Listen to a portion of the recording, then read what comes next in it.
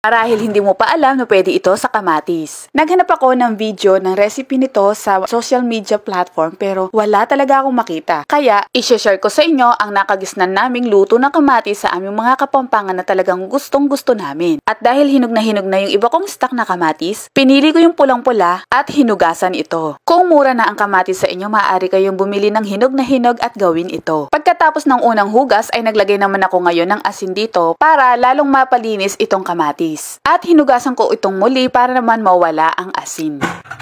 Naglagay din ako dito ng 2 pirasong medium size na onion, asin at paminta.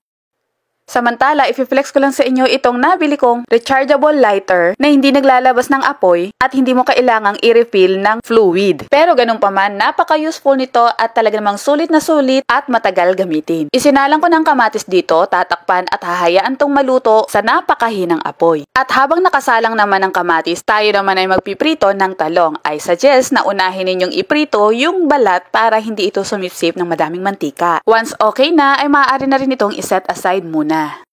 Tapos balikan natin tong kamatis, tingnan natin, yan, makikita ninyo na medyo bilog pa yung kamatis natin. Mas mainam ito kung overcooked talaga. Hindi ako naglagay dito ng tubig pero makikita ninyo na meron siyang katas na nilabas. This time, pwede na itong tikman para naman makapag-adjust tayo sa pampalasa. Pwede ninyo itong dagdagan ng patis naman para mas masarap at mabawasan ang asim ng kamatis. Tatakpan ko ulit ito para mas malamog pa siyang maigi. Sa pinagprituhan ng talong, nagdagdag lang ako dito ng mantika at nagprito dito ng galunggong. Dito naman sa kabila ay naglaga ako ng talong. Grabe, amoy na talaga itong kamatis. Ayan, sa nakikita ninyo, lamog na itong kamatis. At ito naman ang aking piniprito at ang nilagang talong. Marahil tinatanong ninyo, bakit may nilagang talong? May pritong talong na.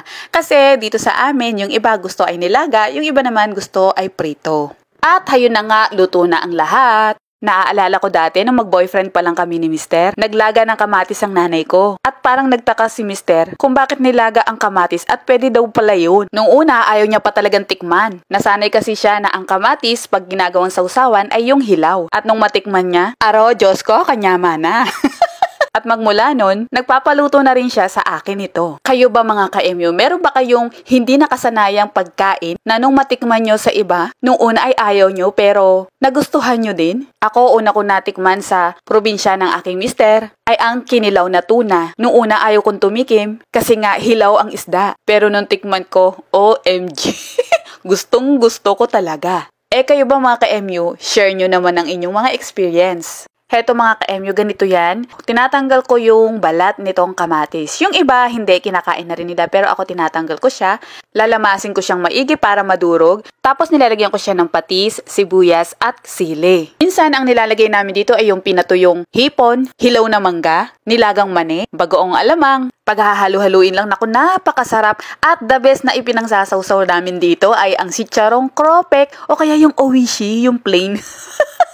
Maaari kayong magdagdag na iba pang mga gulay tulad ng nilagang talbos ng kamote, okra, ampalaya, patola at iba pa. Promise mga ka-MU, kung gulay lover ka at mahilig ka sa mga sausawan, isa ito sa magugustuhan nyo na once na natikman nyo.